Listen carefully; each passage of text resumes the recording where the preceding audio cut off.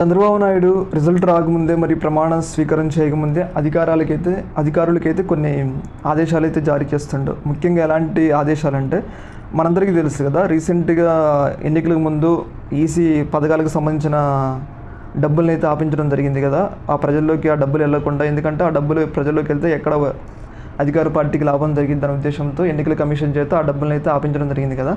అయితే ఇప్పుడు ఆ డబ్బుల్ని ఎవరికి చెల్లించకుండా ఆపాలని చెప్పేసి ఈసీ ద్వారా అధికారులకి చంద్రబాబు నాయుడు ఆదేశాలు జారీ చేస్తున్నారు. ఎందుకంటే రేపు పొద్దున ఒకవేళ వాళ్ళు ప్రభుత్వాన్ని ఏర్పాటు చేస్తే ఆ డబ్బులు లేకపోతే ప్రభుత్వం నడవడం కష్టమైంది. కాబట్టి ముందుగా ఆ పథకాలను ఎవరికి చేరకుండా, ఆ డబ్బుల్ని ఎవరికి చెల్లించకుండా, అంటే సీఎం జగన్మోహన్ రెడ్డికి సంబంధించిన కాంట్రాక్టర్లకు కానీ, వివిధ పనులు చేసిన కాంట్రాక్టర్లకు కానీ ఆ డబ్బుల్ని చెల్లించకుండా తాత్కాలికంగా నిలిపివేయాల్సిందిగా ఆ అధికారులకు ఆదేశాలు జారీ చేస్తుండో. మరి ఈసీకి కూడా ఒక లెటర్ అయితే రాసిండు.